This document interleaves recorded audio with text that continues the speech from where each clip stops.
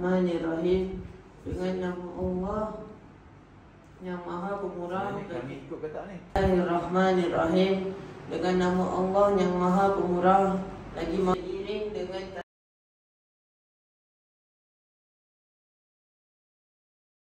lagi Maha Penyayang, bahwasanya kami berikrar untuk menjadikan Al-Quran dan Surah Al-Saf sebagai panduan dalam misi saving the ummah berpandukan 5 tonggak berikut.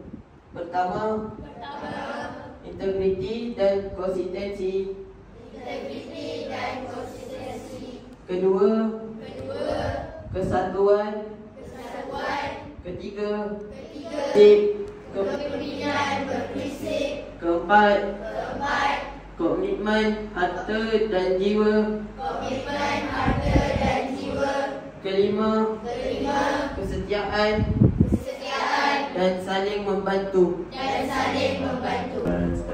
As-siratal mustaqim, siratal ladzina an'amta 'alaihim minasy syaithanir rajim. Bismillahirrahmanirrahim. Innallaha yuhibbul ladzina yuqatiluna fi ma tu'dunani wa qad ta'lamuna anni rasulullahi ilaikum falamma wa idh qala Isa ibn Maryam Ahmad falamma ja'ahum bil bayyinati qalu hadha sihrun mubin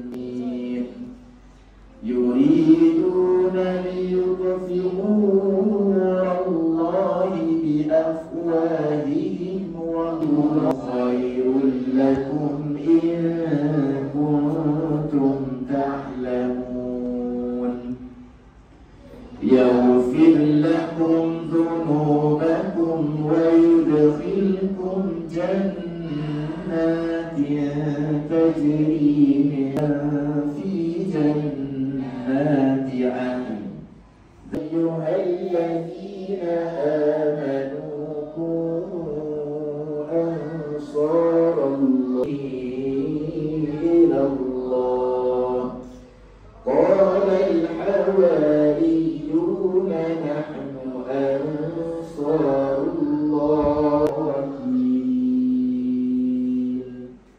Sadaqallahul azim. So, biasa kita dengar waktu kita nak solat. So, hukum secara overall lah turunnya surah As-Saff. Baik, pada awal dan yang di bumi tetap mengucap tasbih kepada Allah.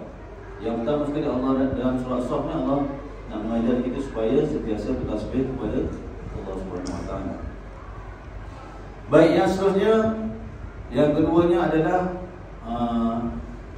Allah memperingatkan kepada kita semua sebagai orang Islam supaya kita berkata-kata belakang kawan kita ataupun tak ada orang di hadapan kita, dalam hati kita maki. Jadi mulut kita berkata A, kena buat A. Mulut kita berkata B, kita kena buat B.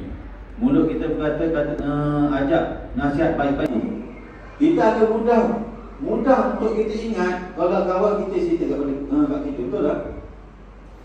Macam kita tengok cerita movie lah. Yang keenam, dan ingatlah juga peristiwa ketika Nabi Isa putra Maryam berkata, wahai Bani Israel, sesungguhnya aku ini bersuruh Allah kepada kamu mengesahkan kebenaran kitab